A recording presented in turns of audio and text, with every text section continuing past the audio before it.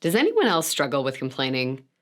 I mean, I don't mean to, but sometimes it feels like the only thing I can do to let off a little steam or regain some sense of control is to complain. But the reality is, complaining is one of the worst things we can do for our mental health. So let's break this cycle together.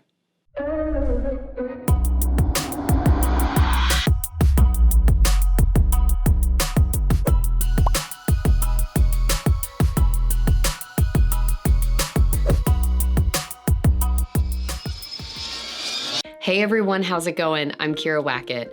Thanks for joining me for another video as we work to empower and equip you with the confidence and skills to write your own story so that you can live your life on purpose.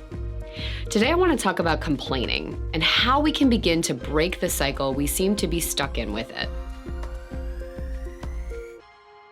We all know there's a difference between venting and complaining. Yeah, there are definitely times that we need to get things off our chest, lightening our mental and emotional load. But there's a fine line when we're no longer venting and we've eased our way into the lane of complaining and stagnation. Not only does it mean you feel a greater sense of emotional distress with the situation, but you're also literally rewiring your brain to stay in what I call the lane of negativity. Have you ever heard the phrase, neurons that fire together, wire together? Essentially, it means the more that we complain, the more our brain conditions itself to see the negative in this and future situations. To shift away from this destructive and limited thinking, we have to start by assessing for the external forces or reinforcers that have created this brain pattern. So with who or where are you spending time leading you to get stuck in these negative cycles? What keeps you here? What do you gain?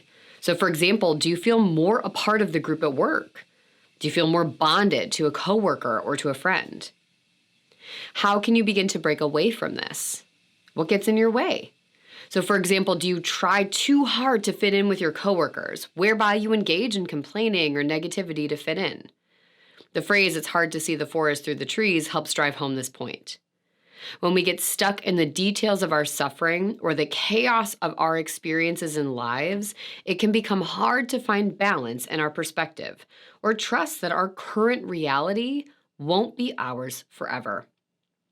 We often talk about this becoming a rigid, all or nothing perspective. We assume a sense of stuckness as we begin to see only what is directly in front of us. Instead, we need to find the shades of gray and look for a broader or less emotionally laden perspective. We still need to see the details in the trees to address our current problems or struggles. But we also need to be able to step back and see the views of the forest to help our brains separate from the negativity facing or created by us in that moment. So I want you to consider, in what situations do you find yourself stuck in the trees? What would it look like to step back or to take a new perspective?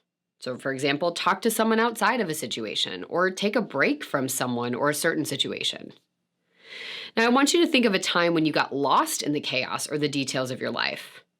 What was going on? So a missed opportunity, a breakup, a fight with a loved one. What do you remember feeling? And what fears did you have? What thoughts do you remember? What can you see now that would apply to these past situations? And how could you help yourself break away and get a different perspective or see beyond that experience or time? How can you use that in the future? So let us know in the comments what's coming up for you as we're thinking about this and as we start to ask ourselves those questions and consider what it would look like to break up with our complaining culture. And of course, be sure to hit that like and subscribe button so we can spread the love and keep you in the know on all of my awesome content as it gets released. And if you'd like, let's take one step further and let's build a community around this idea by sharing this video with someone you think could benefit from hearing it. Thank you so much for being here with me today. The work is hard. Thank you for trusting me to walk this journey with you. See you next time.